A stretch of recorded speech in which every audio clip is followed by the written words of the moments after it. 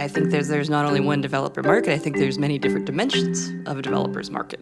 If you don't make money, you have to shut down. To me, an investor is a big deal. This is somebody who is basically as important as a founder to your company. Why do all VCs wear sweater vests? They have a lot of time to spend at the gym. And so they have killer arms that they want to show off. Amazon is competing with everyone. I think Amazon is great at products that it builds itself. And Amazon is terrible at products where it copies someone. Hi, I'm Paul Bigger, founder of CircleCI. I'm Edith Harbaugh, CEO and co-founder at LaunchDarkly. And you're listening to Be Continuous, a podcast about continuous delivery and software development. You can get in touch with us anytime at our Twitter handle, @ContinuousCast. The show is brought to you by Heavybit. To learn more, visit heavybit.com. And while you're there, check out their library, home to great educational talks from other developer company founders and industry leaders. So you want to talk about developer market. What is the developer market? So I think the very word developer market is a misnomer. Okay. I think if you look at an engineering organization, there are many different kinds of developers who have different roles or responsibilities and who care about many different things. So you're saying that there is no one developer market? I think there's not only one developer market, I think there's many different dimensions of a developer's market. Like, I think it's not just like I think it's not a flatland, but even an n-dimensional problem. So when we say developer market, do we mean the dev tools market or do we mean broader than that? I think they're kind of lumped together. I think when people think of developer tools, they initially think of, something like a GitHub or Atlassian. Okay. But however, there's also database developers. Right. There's like Cassandra as a service is a developer tool. Yeah. The wants and desires of a database engineer are completely different than a JavaScript developer. So Scott Rainey, when he was on the show a long time ago, divided the developer market into like 4 different spaces, right? There's do you remember this? There was the as a service. You're stressing my memory now. I know. Mine too. I'm like, there were 4. What the fuck were they? I feel like so there's like editors and like language tools. There's SaaS tools like Stripe that are sort of developer first, but are providing a non-code service. And then there's like SaaS tools like yours and mine that are sort of developer productivity. I've forgotten the 4th. Sean made a big impression on us. Yeah. Scott, yeah. This kind of came up recently because Rethink DB just did a really good postmortem. Okay. I'll sum it up by, they summed it up by they didn't monetize and they had to shut down. Okay, yes. Well, if you don't make money, you have to shut down. I think that's a very standard approach to business. I don't know, some people continue to lose money for a long, long time. Well, I mean, if you're Facebook, you can lose money for as long as you like because you have numbers that go with it. Yeah, or as opposed to like Medium, who very recently, though they had, I don't know their numbers, but I think they had pretty good numbers, just realized that ad support wasn't going to cut it. Right. I think they also have a lot of money in the bank. Medium? Yeah. Yeah. So I think they're cutting long before they hit their runway. Clearly it's thinking several years in advance and projecting that far and realizing this path is not the right one. Yeah, ad-supported businesses are really hard. Yeah, there's almost no developer tools in this space.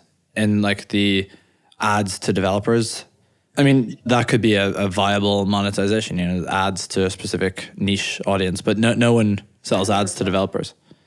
So as I understand it, I hope this isn't private information, Joel, apologies if it is, they make way more money off careers than they do off ads. That makes sense. Yeah. I mean, like at TripIt, so we had ads, but it was basically break even with 10 million users. Like how we really monetize was through our premium products, through TripIt Pro and the product I started, TripIt for Teams for Business. Yeah. I'd been thinking of sponsored builds and that sort of thing at Circle. So like paying to advertise to developers. And we didn't go too deep into the numbers, but it wasn't really a thing that you could monetize too well. It starts to decay very quickly. Like when I was at Concur, and I think this is long ago that I could talk about it, they tried this experiment where they would sell ad spaces within an expense reporting tool. Okay. And this hugely pissed off their customers. Yeah. And also, by the way, the ad revenue was pretty minuscule. Like when you start to decompose it, like say TripIt has 10 million users, and now I'm just going to make up numbers because I don't remember the real ones. Say 2 million of those are active in a month, and you're getting 10 impressions per user. That sounds great. That's 20 million impressions, except for if you're getting like 0.1 cent per 1,000 impressions. All of a sudden, you're like, this is not much money at all. Right. And that was with a huge base of 10 million users. Yeah. So you got to make a bunch of money. Ads is a shitty way. What was Rethink's? Their monetization, they said they never really succeeded in it, that they couldn't really convince people to pay for anything. So I find that this is a common thing in the space that Rethink is in. So they've got an open source product and they find it hard to monetize licenses, and so they created a hosted product. And I think in Rethink's case, they were right up against Meteor. So Meteor created not a database, but a real-time service. And Rethink was trying to catch up with that. And Firebase had that too. Yep. So Meteor has all the traction behind it. Firebase has all the customers behind it. And not to mention the deep pockets of Google. Deep pockets of Google, right? So certainly now. And when was that acquisition? Last year? It was a while ago. 2014, maybe. Yeah. So I mean, to Google, they could be bleeding money, but yeah. the scale of bleeding money at Google's scale is very different than you or mine. Yeah.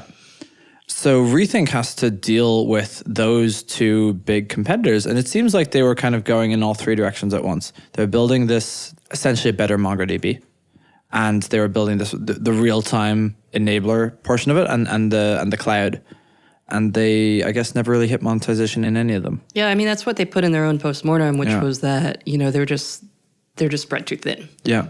Those are, I think, three really interesting ways to look at how you sell to developers and developer market. So there's this open source plus. Which I'd say like GitLab is trying to do. GitLab is trying to do it. And I guess MySQL was the original one of these, right? Because I feel Red Hat was a different sort of model. But yeah, Mongo, MySQL, both database companies. JBoss. That was an application server on top of a free something? Yeah, this is back in like 2002, 2003. They were an application server, and Citrix acquired them, as I recall. Gotcha. Were they profitable, made lots of money? I don't know. All right. To be honest, they either could have released their numbers, but it was long enough ago that I've forgotten, or they could have never released them. So MySQL was licensing plus around the open source product. Was there an enterprise version of MySQL? I don't remember. Okay, what's Mongo doing? Services. Okay. That's a shitty business. No. So Mongo actually had this huge thing where they were trying to tease some features out and keep them at the enterprise level. And their base rebelled. That's going to be difficult. Their base just rebelled, and it was actually a lot of very ugly Hacker News posts. Well, that's always the dichotomy if you're open source. Well, James Lindenbaum has a very good view on this, and he talks about Heroku in the day. What goes into the enterprise product and what goes into the developer product. And what he said is anything that developers feel is developer-y has to be available in the developer product. And in their case, that was a freemium product. So you want to do a Git push, you want to support HTTPS, those are developer-y things. If you want to have SLAs, access control lists, you want to have data retention policies or data destruction policies, all that is enterprise, and you're happy to charge for that. Well, I think that's a very good way to look at it because it differentiates what an end user cares about. And I'm saying the developer is the end user versus what the company cares about. Right. Like, so an individual developer, to be really blunt, doesn't care at all about data retention. So if you're in the... I don't mean that in a harsh way. It's just they're individual developers, like job to be done. Right. I want to come up... I don't think it's just job to be done, but I think developers like to think about technologies and not necessarily about policy. Yeah. So if it's policy, it goes in the other one. But I think developers buy tools an awful lot like they're building their side projects. Yeah. They're all about individual productivity for them. Right. So so John Sheehan from RunScope has this excellent tweet where he describes what the developer market is.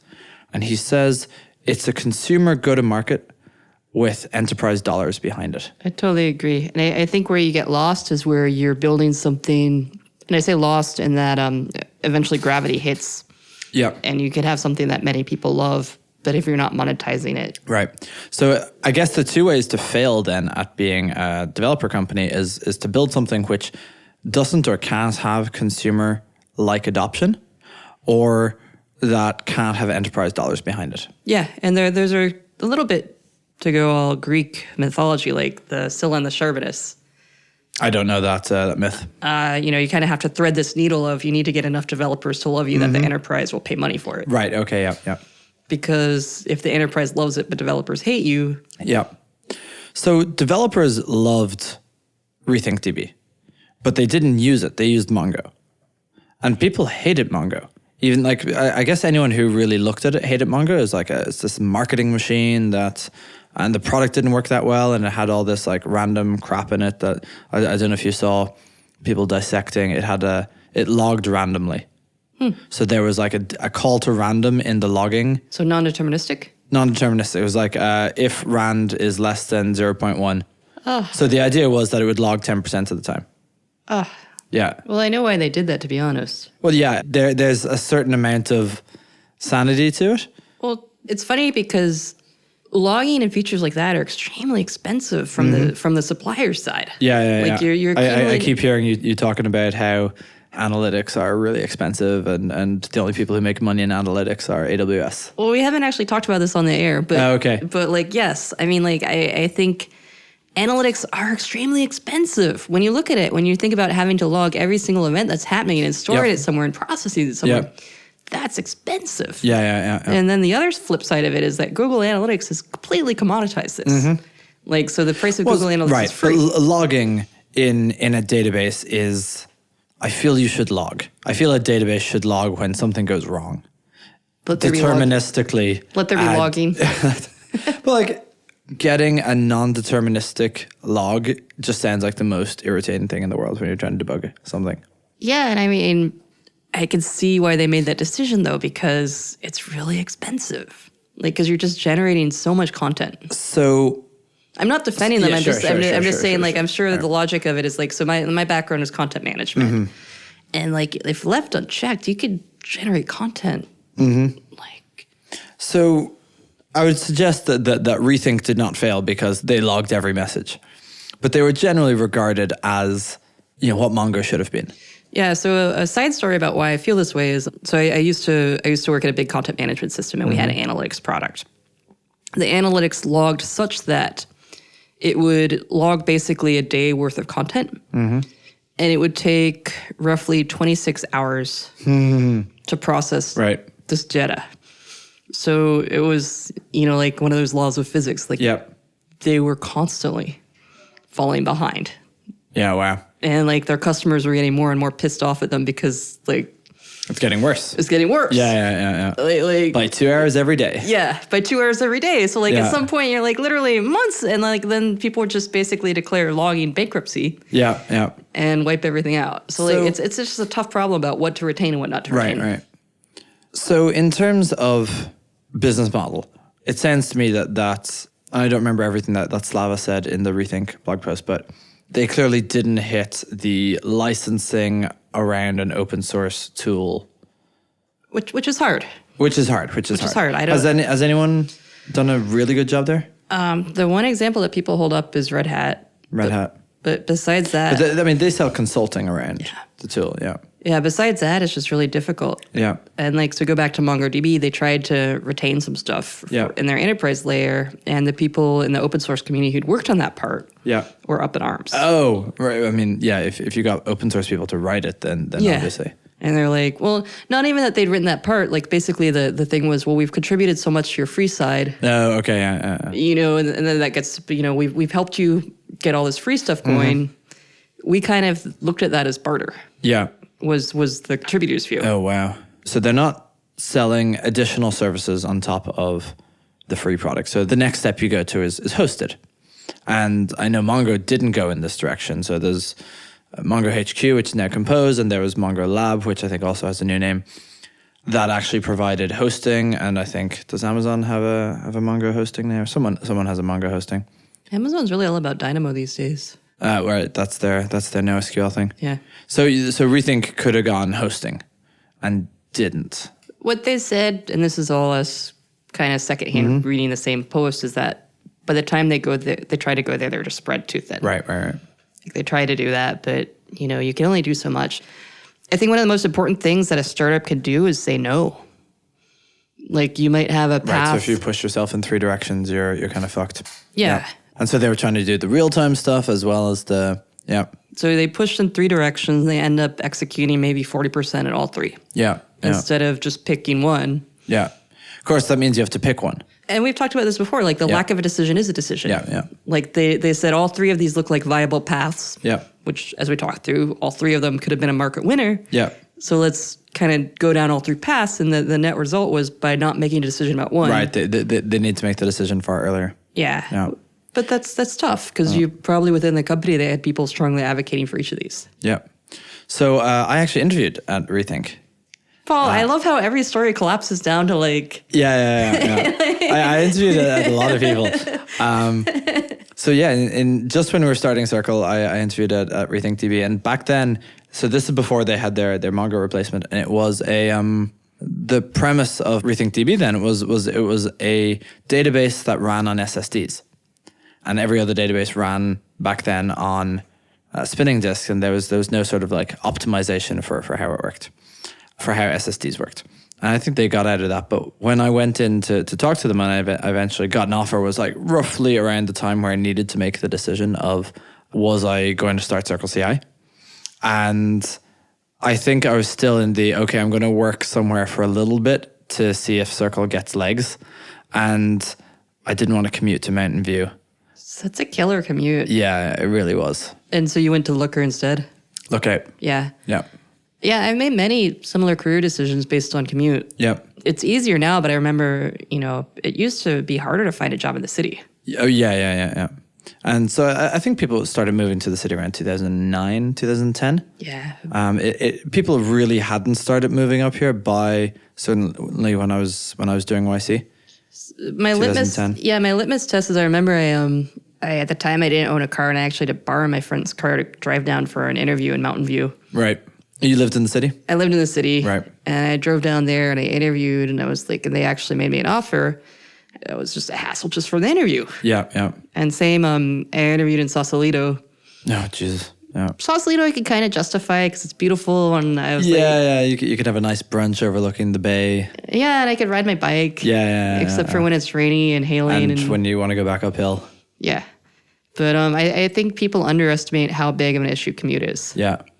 I know we're getting tangential, but I drove down to Palo Alto today and I was driving against traffic both ways, so it was totally fine. But God, I learned to drive to fundraise. When? When I was raising Series A. That's right. So I learned to drive to be able to drive down to Sand Hill Road. Is it confusing? Being on the wrong side. No, I didn't learn to drive when I was in Ireland. So I've only really driven in America. That's amazing. So, did you go to driving school or what did you do? Yeah. I got someone and drove dozens of hours and then did the test. It was 4 weeks from when I started. I did the test and I passed. That's so did you make a conscious decision? I need to go fundraise and exactly. And I need to be able to drive down to Palo Alto to fundraise or else it's too difficult because when I did the seed, I was taking the Caltrain and then I was cycling to Sand Hill Road. I remember walking into VC's offices dripping with sweat. Oh my gosh! Because Sand Hill Road is a hill. Oh, it's a real fucking hill. There's no sand, but there's definitely the hill. Yeah. This is where you see the VCs mountain biking on their $10,000 bikes and then all their spandex around there because it's really difficult to cycle around there. So that's a great story. So you wouldn't so I bike everywhere. So you wouldn't pause in the parking lot and kind of towel off. Sometimes in the bathroom No, it was a disaster. Yeah. I wasn't in my spandex. I was wearing my shirts and my jeans and Converse and I was commuting. Yeah. There was just a hill in the way. Yeah, no, so the cool thing about when we fundraised, I ride my bike everywhere and what I really liked even between the seed and the A is how many more people were up in the city. Oh yeah. That makes it a lot easier. So South Park is now just a mini Sand Hill Road. Yeah. Down to they're all cheek and jowl. Cheek and jowl. Red Point is right next to Shasta, is right next to Sierra, right. They're all in the same 101 South Park or whatever. Yeah. Yeah. But it really saved so much time. Yeah. So I learned to drive to fundraise, and then I'd learned San Francisco driving, which is difficult, but is not freeway driving, and so I wasn't comfortable on the freeway. And so whenever I arrived down in their offices, again, drenched with sweat because of the fear of dying on the freeway. So in the end, I ended up Ubering up and down. I thought you were going to say you took El Camino Real all the way down there. Oh, that would have been a good idea. But what I discovered is that there's an InfoSec leak with Uber drivers. I think it was a Lyft. I lifted a lot at the time. A friend of mine was coming to my house and he said, "Were you down fundraising in Palo Alto today?" And I was like, "Yeah, how did you know?" And his Lyft driver had told him. What? That there was an Irish guy that he dropped off here earlier who, he was crazy. It was like an $80 fare down to Palo Alto. And then I waited and then I drove him back. Well, it could have been the intercom dudes. How do you know it was you? He picked up from that building. Yeah, but I mean that it was an Irish... Well, I don't think I lived in the same place as the intercom dudes. You're not the only Irish guy in the city. I mean, But like, but I was the only Irish guy who lived. I mean, I wasn't actually the only Irish guy who lived in that building. But fundraising. It was a reasonable guess. Oh yeah, I remember like we were going down to pitch. We were pitching different firms. I realized that I was going to pitch the two firms, like they're all right next to each other, and they were literally in the same building. I'm surprised that they don't have something set up in their wireless routers to know when an entrepreneur connects to their wireless thing that they've maybe connected to before. Oh, like wouldn't that be smart? No, but they all have their own individual Wi-Fi. Yeah, but like if you're in the same building, you can see all the next door Wi-Fis.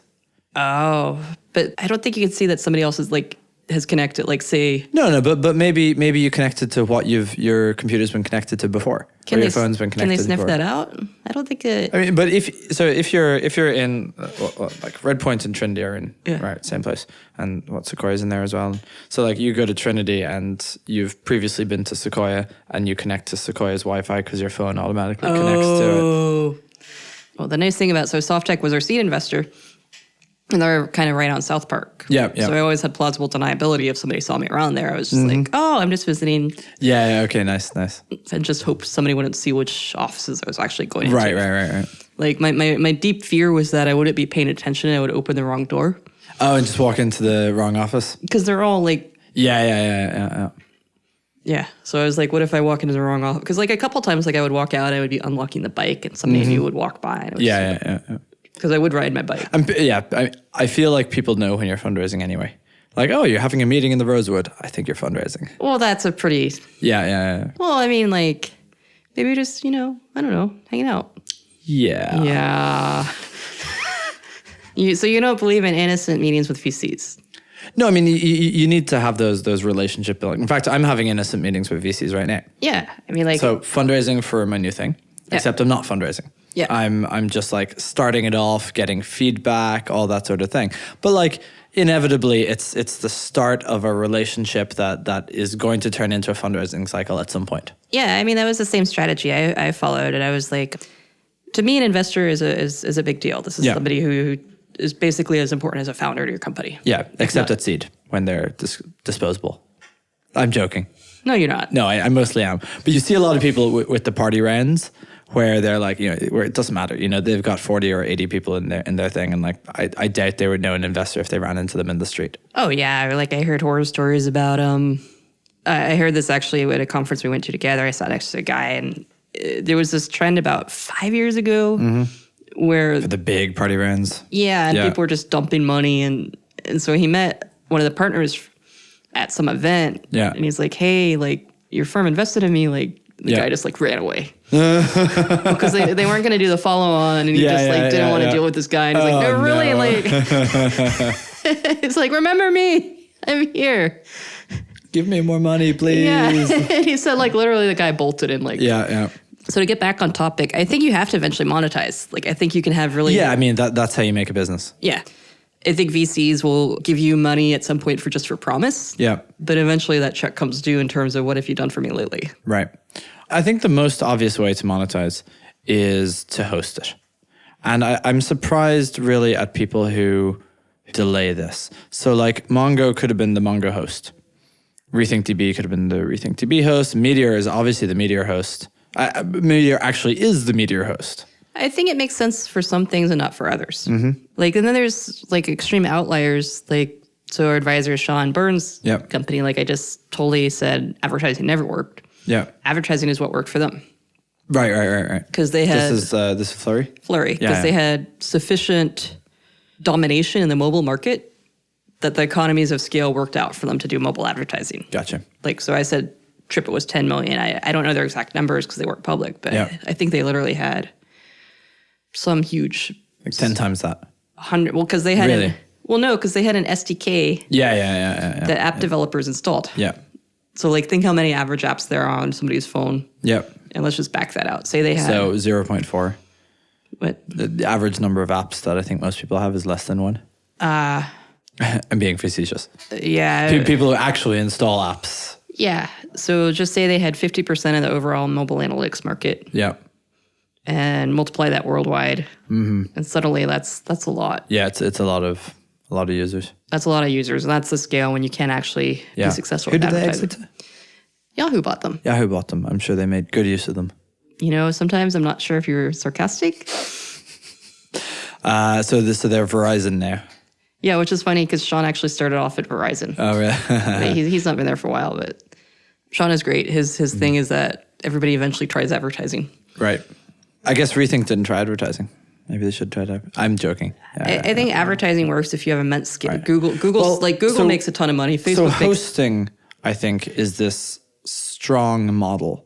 So like Firebase is pure hosting, right? There is no way to use Firebase without it. Is there an open source Firebase? I don't think so. Okay. I wouldn't be surprised if someone tried to make an open source Firebase, but like... I wouldn't be surprised if somebody is right now trying to make an open source LaunchDarkly or Circle CI. Right, yeah. There's like 12 open source Circle CIs. So the problem you ended up with a open source product, which is hosted, is you spend a lot of time building the hosting, and you aren't open sourcing the hosting, and there's a challenge for your customers to, if they're going to run it themselves, because they don't have the migration part of it. So Heroku Postgres was a hosted version of open source product, and they ran stock Postgres. But the tool that they actually built is their infrastructure tool around Heroku Postgres, which was not open source. Yeah. And you kind of expect the same is true with Meteor and with all the other database hosts and that sort of thing. But Firebase went and just said, like, the service isn't open source at all. It's like the whole service is the database, and you know you can download the libraries because the libraries are open source. But the thing that makes Firebase is hosted. That's kind of very similar to LaunchDarkly, to be honest. Like our libraries, our SDKs are open source. We love people like who want to modify our SDKs, but the core LaunchDarkly is all closed. Yeah. Like actually our advisor today was like, he's like, why don't you have a Swift SDK? And we're like, why don't you build with us? Well, so I guess my point is that if the core of LaunchDarkly was open source, what would that mean? So like you've got some data store which someone can run on their own machine, but then when they need to scale it up, they hit an inflection point or a multiple of 10. Like that would be extremely difficult for you to build a product that allowed customers to do that migration themselves. In fact, it's probably challenging enough for you to do the migrations yourselves. Yeah, I mean, like controlling the whole architecture. Yeah, I mean that something I said today was I'm not smart enough to build a successful open source dev tool and monetize it. Like I'm just not. Like I'm not sure. I can't think of anyone today who's doing that successfully. Like, so a big unicorn at the moment is Docker in the dev space. And they're not monetizing. I don't think anyone knows how they're going to monetize. Yeah. And, I talked to a whole bunch of investors, and investors like it might be zero. Yeah. And investors are typically incredibly shrewd about this sort of thing. Well, everybody thought they were going to be the next VMware. Mm-hmm. So I definitely think containerization will continue to accelerate. I don't know if it's monetizable. Mm-hmm. And now just Docker, and I know many people who work at Docker, and I like them, but they have this issue that they have such a high valuation. Mm-hmm. It's very hard for them to get more money. Right, where did they go? Yeah. Like so I think they're a good example of something that can be extremely successful with developers. Yeah. But not have anywhere to go. Yeah. Yeah, it might be that the people who make money, I mean, hosting. So, right, the people who are going to make money on Docker are AWS and Google. And in particular, Google, because they... You don't think Microsoft? So Microsoft, but Google owns Kubernetes. And so you can kind of think of Google's Google Container Engine, GKE, as the de facto Kubernetes... Google Compute Engine or Container Engine? Container Engine. Okay. But that might be where the money goes, and that it's spent on infrastructure. Yeah, I don't know. It seems like... I mean, so I went to both the AWS reInvent and Microsoft Connect, and for them, it was just all about the core services. Yeah. The compute, you mean, or just everything? Azure. Yeah. is where Microsoft is betting their future. And that's another factor that's played into the DevTools market is like Microsoft is basically giving away now Visual Studio. Right. Because they're like, we don't care about the IDE. Yep. We care about where you host it. Yep. And we want that to be Azure. Right. And so that's an incredible competitive pressure. Right. Similar to Google giving away Google Analytics of just bringing down prices. It's like, well, where do you, if you have Microsoft giving away IDEs, how do you charge for an IDE? This is, I think, going to be a major problem in the developer tool space going forward, that Amazon is going to someday clone your service. Oh, I wouldn't be surprised if they're doing it right now. Right. I didn't specifically mean launch darkly, but absolutely, I'm sure they'll have a terrible name for it. AWS flags. They actually had flags. Okay. They did have flags. However, what they didn't have is flag management. Oh, wait, they had flags? Yeah. What do you mean by flags? They had Amazon flags. Oh, really? Yeah. Did they kill it? They killed it. Oh, they never kill things. They killed it. Wow, I guess you got lucky. No, I think they weren't making any money off of it and it was expensive. Yeah, but I mean, I guess you got lucky. I don't think I think that so the real value of what we're doing is not, a Boolean is incredibly simple, like a single flag. Sure. What we do is managing a bunch of them and controlling all the different case statements and actually the business logic of it. This is the segment of the episode where we plug Launch Darkly for a while. I wasn't plugging Launch Darkly. I looked across your Launch Darkly t-shirt. Of course. And it looks so good on you. It's a great t-shirt. It's a wonderful t-shirt. Yeah. But I think this goes back to what you were talking about Heroku. It's the same division of the stuff that's valuable to enterprise is all the management layer. Right. Something I find keeps coming up in these discussions is that Heroku wasn't a success. Depends how you define a success. Sure. I believe Heroku was a success. So it had massive impact, changed how developers did everything, and sold for over 100 times revenue. We're in the house that Heroku built. We are. Heavybit is the house that Heroku built, and it looks very, very similar to the house where Heroku currently lives. Well, I wasn't saying that facetiously about successes. I mean, so Heroku exited for hundreds of $millions, and then founders got very wealthy. And they changed the world, or our small part of the world, which is not an insignificant part of the world. And then they did something which was either selfish or selfless, which they said, let's give back and invest in more companies. Yeah. And they started Heavybit. Right. But the investors will say that outcome wasn't a meaningful outcome. Oh. Yeah. And so, and I guess to a certain extent it wasn't, like a 200 million exit on... I mean, I think it all depends on what scale you're operating. Well, exactly. So the seed investors, and we share an investor. We share a couple of investors, but I remember Steve Anderson saying, Circle CI. You and... And Heroku. Okay, not we, you and... Yeah. So Steve Anderson from Baseline was in, and I don't know the exact way that his fund works, but I remember finding out that a Heroku exit for a fund of his size was fantastic. And that goes back to fund dynamics. Right. So for an angel, a typical angel investment is between like 5 to 50K. Sure. So for them to get even a double or triple is... Right. So an angel investor who got into Heroku at the time, valuations were probably around the 3 million mark. Yeah. Right. So they sold for 60 times that with, let's say, 40% dilution. Yeah. Right. So you take your 25K and you've turned it into $500,000. That's pretty meaningful. Buys you a nice house. Sends your kids to college. That buys you a Tahoe house. Yeah. I mean, actually, we're in San Francisco, so it doesn't buy you a house. Well, it buys you a Tahoe house. Does it? Can you get a house in Tahoe for $400K? Like in Kirkwood, a condo. Okay. Yeah. Like a little ski. Yeah, or you could move somewhere. Our producer is nodding his head. Yeah.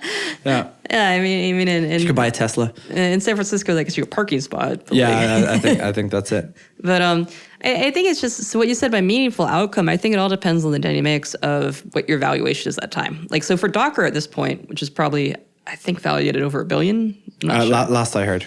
So for Docker to get sold right now for $300 million would be a big kind of. Yeah, it would be terrible. And in fact, they've probably raised in the ballpark of 300 million. So like no one would take money out. Yeah, but versus, so a smaller company like Trello, for example, who just got acquired. Yeah. So this is actually 425 million. This is actually a great example. Yeah. So they had only taken in, I think, like 8 to 9 million. Yeah. Got acquired for 400 million. That's pretty meaningful. Yeah.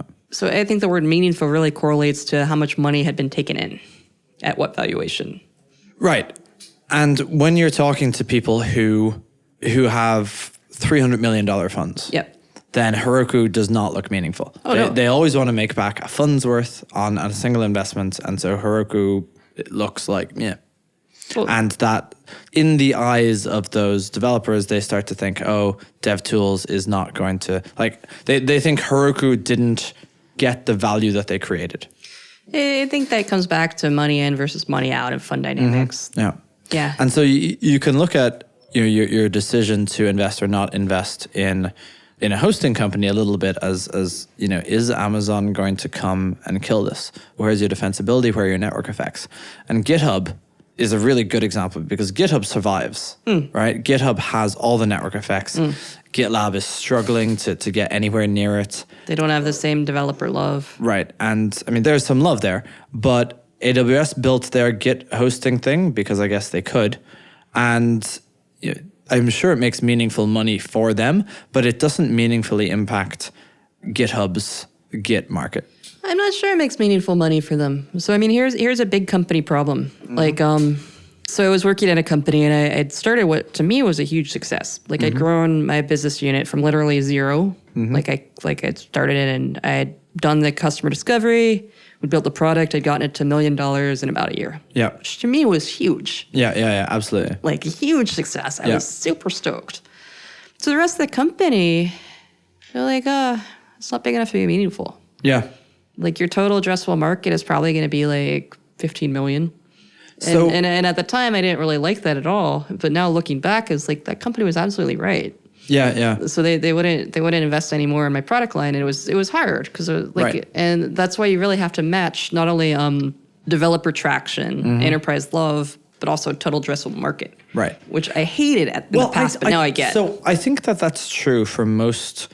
So most companies who are in the dev tool space are coming at it as a one product company. And people like us, so we'll make money. When I'm like, people can love you and you can make zero money. Well, what I'm getting at is you have to be able to extract the value if you're a single product company. Whereas Amazon is a many product company. I mean, AWS alone, and like Amazon itself is like they have a game studio. I saw the Amazon movie, Manchester by the Sea, the other day. They're N factorial. Yeah, it's crazy town.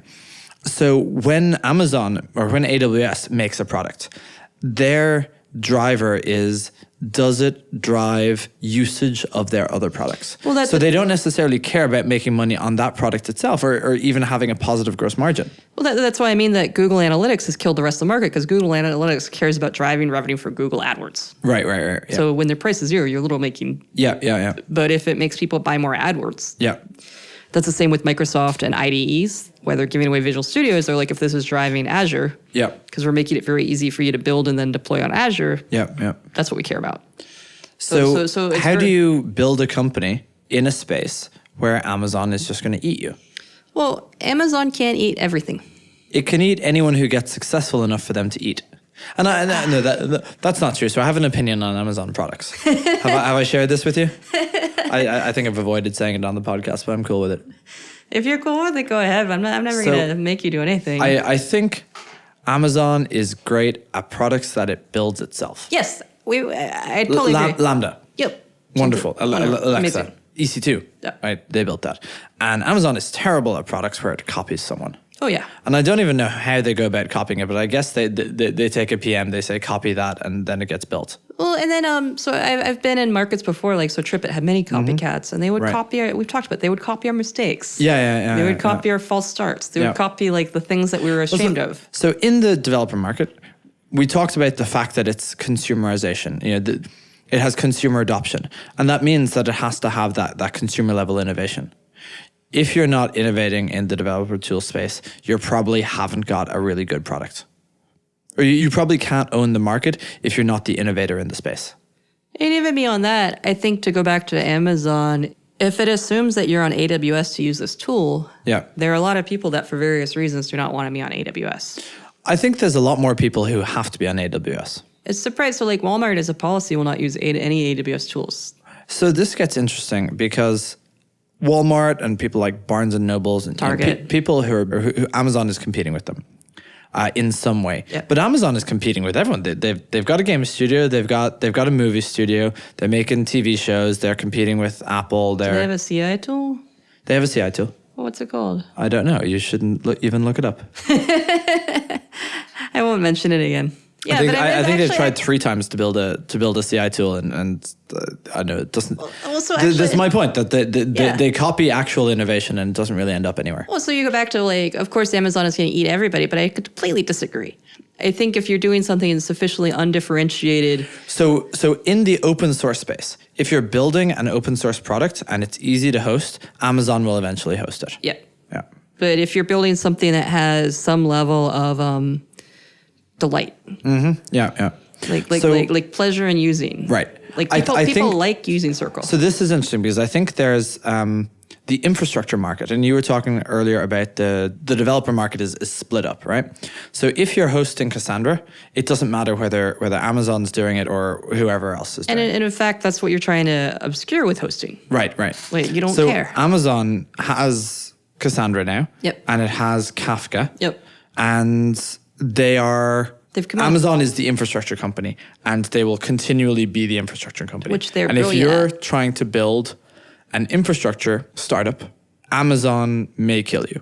But if you're trying to be a product startup, Amazon is not as good at developer products. Yeah, I mean, I know that there's only so much you can talk about, but why do you think they tried 3 times to build a Circle and failed?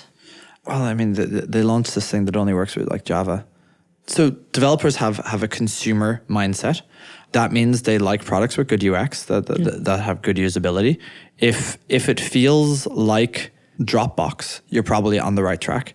And if it doesn't feel like Dropbox, I know Amazon has some like disk space thing that I wouldn't even try using because I know that it's not going to be like Dropbox. Yeah, and yet you use AWS for all your hosting because it's commodity, yeah. Right? It doesn't matter to me where the machine comes from. And in fact, Amazon invented that whole market, right? Yeah. So it did it better than anyone else because it was inventing it. Yeah. And then other stuff it just kind of copies and it doesn't do as well. I think it blindly copies. You think it blindly copies? Yeah. I mean, I'm not surprised. And where there's differentiation to that, with let's say Amazon Kafka, there is differentiation that Amazon are extremely talented distributed systems engineers who can really build, and Kafka kind of looks the same regardless of how you use it. Yeah, Kafka's Kafka. Yeah.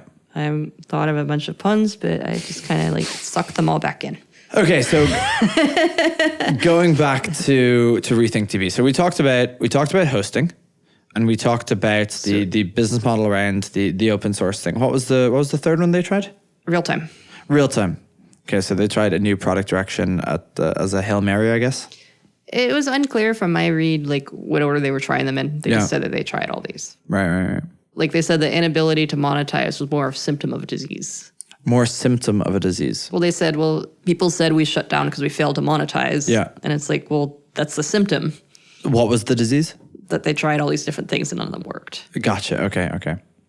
So we talk a lot about validation here, and we talk about people validating business models and so on.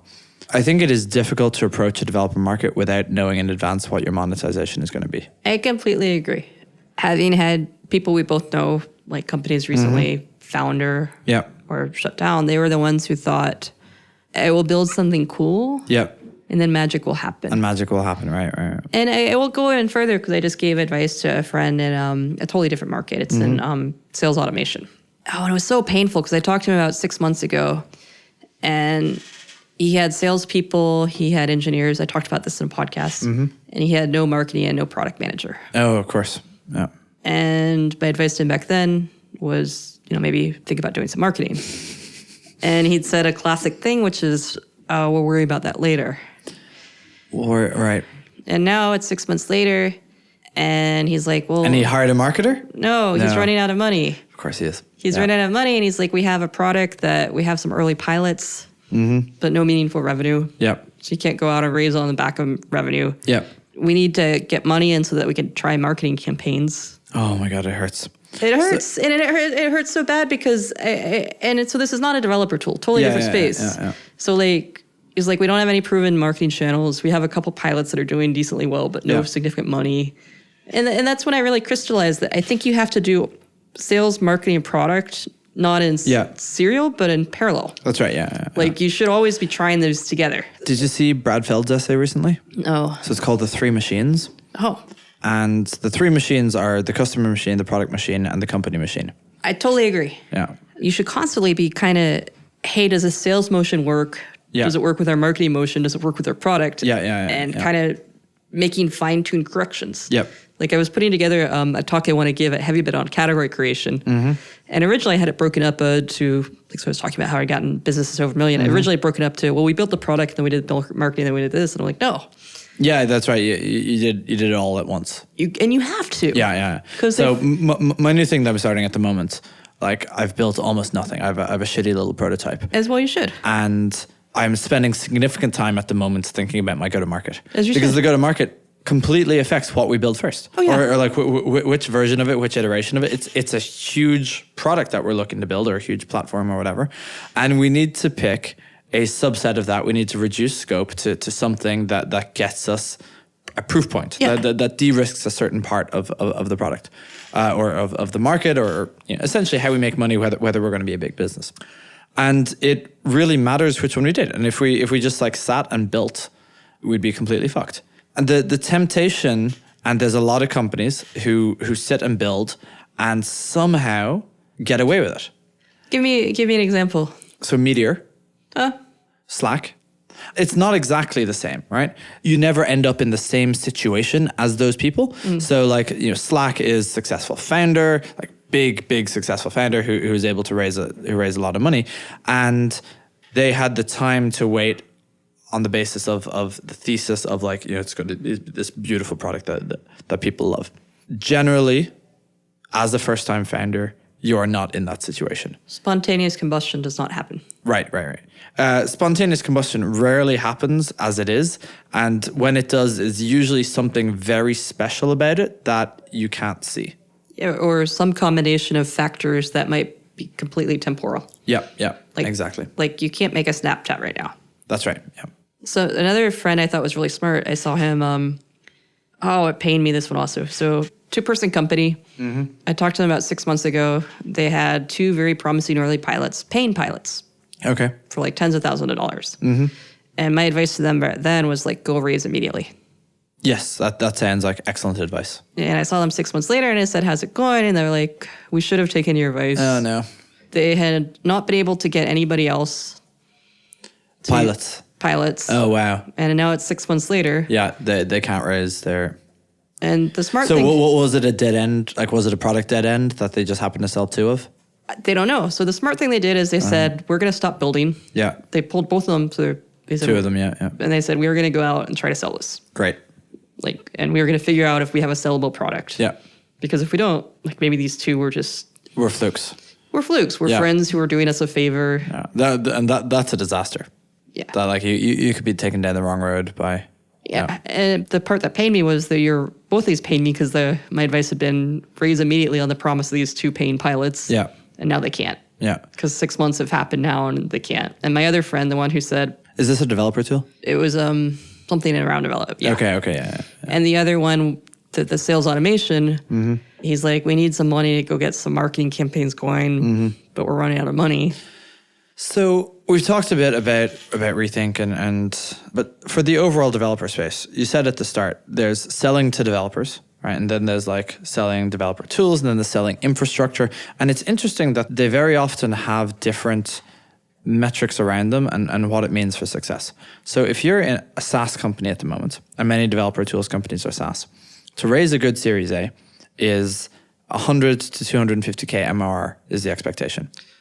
As a counterpoint, like Thomas Tunges says that 27% of Series A companies have 0 revenue. Well, so this is exactly my point, right? They're not all SaaS. Is Tom Tunges talking about SaaS companies specifically? He's just talking about general companies. So the infrastructure companies, you can't have 100K revenue around your Series A because it's for a fact 2 dev companies who've raised far more than that with 0 money. Sure.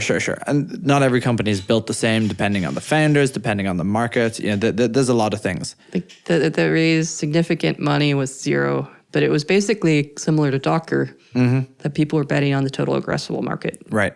What were these companies? Can't say. Okay. You'll have to tell me after. Is Famous one of them? I know you wrote that mocking thing about Famous. It wasn't meant to be mocking. It was meant to be kind. That's not how I read it. Did they shut down yet? I don't know. I honestly don't know. No. So my point is that Series A for a bunch of different companies looks very, very different. And so if you look at Rethink DB when they raised their Series A, they're a database company, right? So what do you raise a Series A on? You raise it on technology. You maybe raise it on early customers if there's an enterprise sales motion, but you don't need to raise it on revenue. Yeah, because that's not the expectation. Well, and so this is what the challenge that I faced when I raised for Launch Darkly is that people would say, what's the total addressable market? And I'm like, I don't know. Like I can do back of envelope of backing out stuff, but it's not like Rethink DB where they could say, well, the database market is blah per year, says this analyst, this other analyst says that. Yeah. Like I was basically creating the feature flag market. Right. It's a SaaS developer tool. It's not a developer tool. It's a PM tool, but it's not a Oh, for Launch Darkly? Yeah. Oh yeah, and yeah. How did you back into, like, what numbers did you back into, or what segment of the market did you try to make it a metaphor of? I just would like to make a joke. Why do all VCs wear sweater vests or vests? Because they're not allowed to wear suits. Ah. Yeah. And they're cold? No, just like the Silicon Valley, much like the rest of the world, has this sort of identity politics. Yep. Right? Founders wear casual clothes, and the suits don't want to seem like suits. Right? So the VCs are the suits of the Valley. Yep. And they need to look like they have money, and they need to look respectable and professional, and they need to be recognized as the money in the corner when the talent comes to visit. But at the same time, they can't wear suits because they're mocked as being the suits. Yeah. So what are you going to do? You're going to wear a sweater vest. But why a sweater vest? Why not just a sweater? I don't know. Because like everybody else, like all the techies wear hoodies. Right. It's their identity marker. But like, why no sleeves? I actually don't know. Oh, I have a theory. Being VCs, they have a lot of time to spend at the gym. And so they have killer arms that they want to show off. But no, I mean, they wear a shirt under these vests. Oh, then I can't help you. Yeah, I mean, they're not like, like... I mean, they're not like... I was about to go. I went on the Silicon Valley Bank ski trip last year. Oh, I really wanted to go. It was really good. I really wanted to go. So it's a bunch of founders and it's a bunch of VCs and some bankers. And we went skiing in Squaw, and there was really good snow, and we got really skiing. I've been skiing since I was like 3. So if you had to pick between skiing and driving down to Sandhill Road, I would ski there. Yeah. So I was thinking like I'm gonna be an amazing skier in the group because like these are old bankers who live in California. Oh no! But like that's what they do with their time. They're ferocious. Oh yeah, but they go up to Tahoe every weekend. We're building companies and shit, and they're like skiing. Oh, I mean, like they bought their Tahoe cabin. Right. I'm generalizing a little bit, but I was expecting to be above average, and I was not even close. Wow. Yeah. Like, and all of them, all the VCs, like everyone can ski. Oh, done very well. Yeah. And they like and they pride themselves with this. Yeah. I didn't know you were such a good skier. I've been doing it a long time. Where are the mountains in Ireland? They're in France. Oh. Yeah. That's why you also speak very good French. Oh, I grew up in Switzerland. Yeah.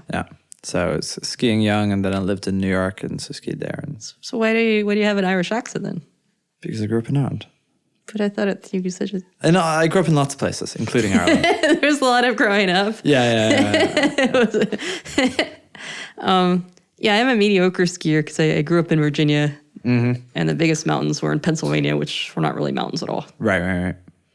It's more like a big hill with a sheet of ice. Well, Tahoe kind of isn't mountains either, except this year when apparently the snow is amazing this year. Yeah.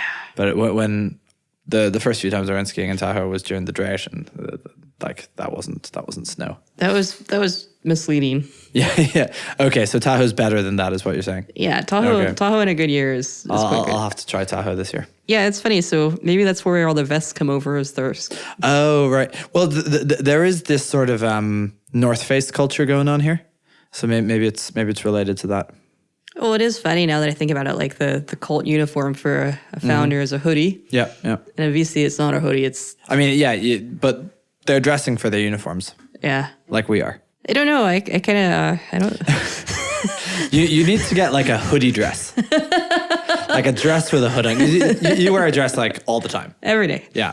Don't you need to fit in the uniform somehow? Get your people to recognize that you're a founder? I think there's a bigger issue than that. I mean, I think if you got a tailor to put some hoods, some like gray American Apparel hoods onto your dresses, I think you could really start a new trend. The hoodie. I do wear my lunch darkly hoodie with my dress sometimes. Okay, good. Like I think a hoodie dress is kind of wildly impractical. Because like nobody ever actually puts their hood up. That's absolutely true. I've been living in New York, and you put your hood up there. Yeah, but It's fucking cold. But like in San Francisco, it's cold when people put their hood up. Yeah.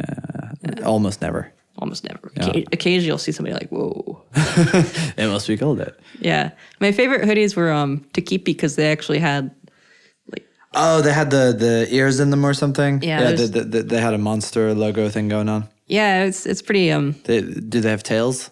Do their hoodies have like tails at the bottom? They're all different creatures.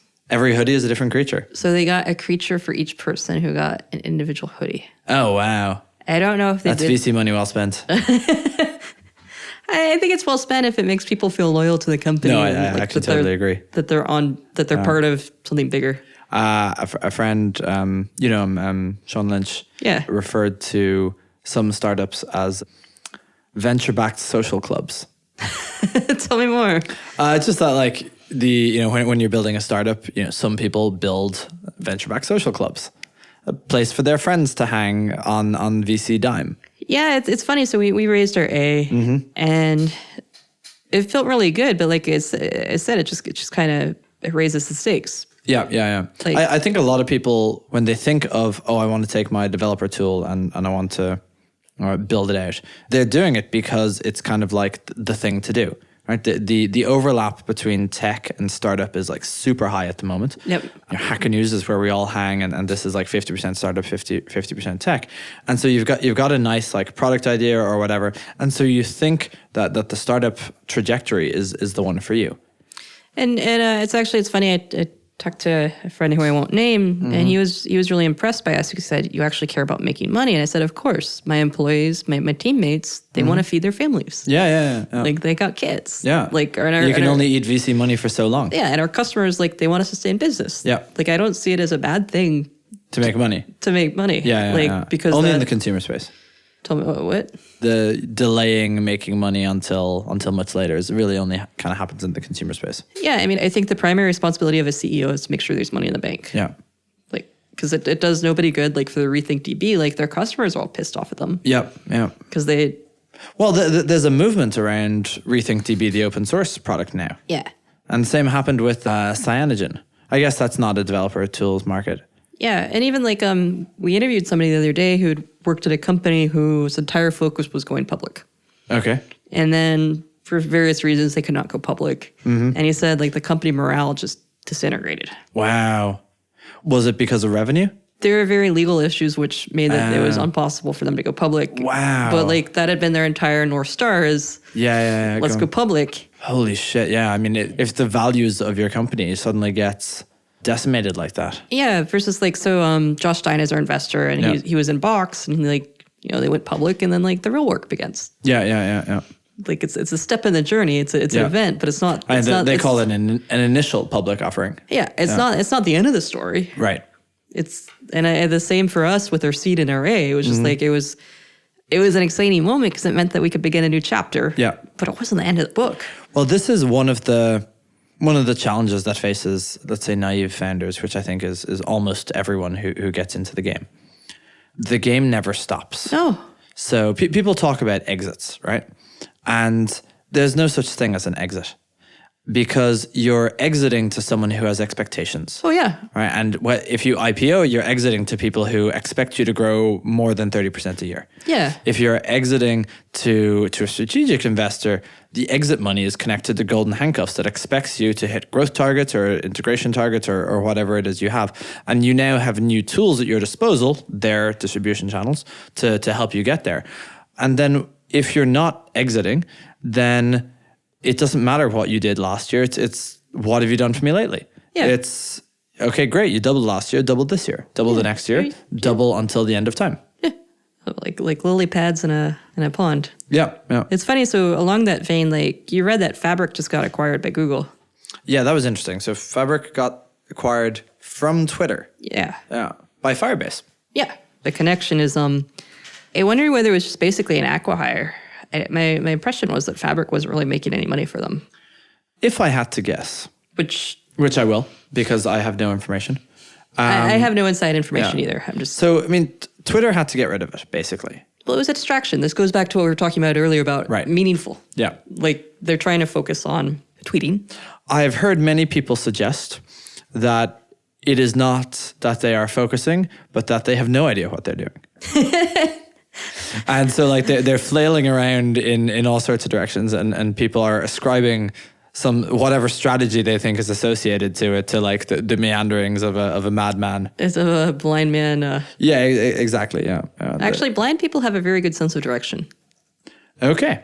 Well, it's pretty clear that Jack Dorsey is not blind. Well, I'm just saying, like the joke, like a blind person by necessity. Because he has no sense of direction. So good. Don't make me start punning. Let's draw a veil over this. Okay. So Twitter sold Fabric to Firebase, who I guess has something that they know how to do with Fabric. Yeah, and I honestly don't think either of them are making much money. Firebase and Fabric? Yeah. I don't know any Firebase metrics. I don't either. They don't break them out. Google expects that Google Cloud will be as big as their ad. Yep. So $100 billion revenue. Yep. If not more. And they bought Firebase for a very nice amount, as I understand it. I think hundreds of millions. I believe it is in the 9-figure range. Yeah. Yeah. Trace commas. Yeah. 7 to 11 figures probably.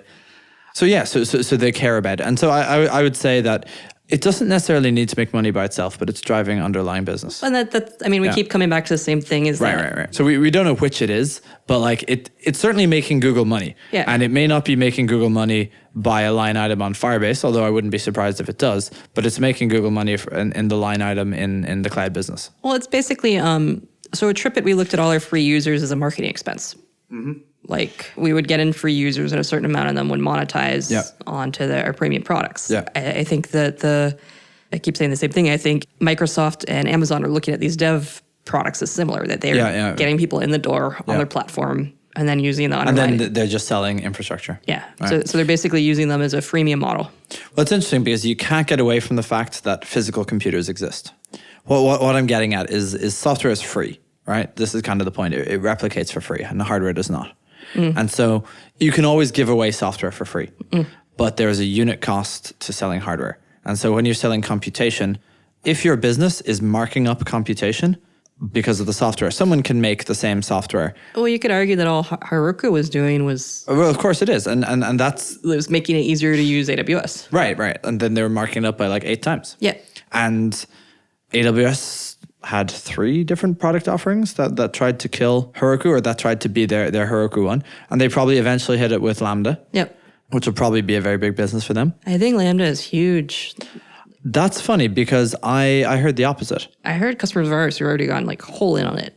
As I understand it, there's a very limited subset of people. Like the amount of people who talk about how they've gone all in on Lambda is like very, very low. Well, I think it goes back to like any new market. Are we seeing the beginning of a wave or a little ripple that's going to die? Oh, no. I mean, I think we're seeing the beginning of a wave. Yeah, that's what I think. But I think that we're at the very beginning of that wave. I mean, yeah. So I wrote another article about like serverless and why it matters. Okay.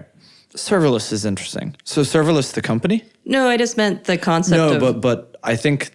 So there is a company called Serverless. So I was... They're on the second floor here. I'm friends with them. And... So I was actually talking about just the movement of... Well, I understand, but they named their company after the movement. Yeah. It's genius. Which is clever. Yeah. Except for it's not. But it's working for them. Okay. Why isn't it clever? It's clever if you can sufficiently dominate that term. Mm-hmm. It's not clever if like... So I had a friend who actually had a company called Cloud Native. Okay. And then... Yeah. That's not going to work. Everyone's calling things cloud native, but it does... Well, that sounds like it's 2 words. Serverless sounds like it's 1 word. Yeah, so you have to be very careful about, can you own this? Uh-huh. Yeah, because serverless was originally like basically the JAWS framework, which is not nearly so catchy. What was it called? JAWS framework? JAWS, okay. I forget what it stands for. Yeah, but serverless, great rename. Yeah, brilliant. Thanks for listening to this episode of To Be Continuous, brought to you by Heavybit and hosted by me, Paul Bigger of CircleCI, and Edith Harbaugh of LaunchDarkly. To learn more about Heavybit, visit heavybit.com. While you're there, check out their library, home to great educational talks from other developer company founders and industry leaders.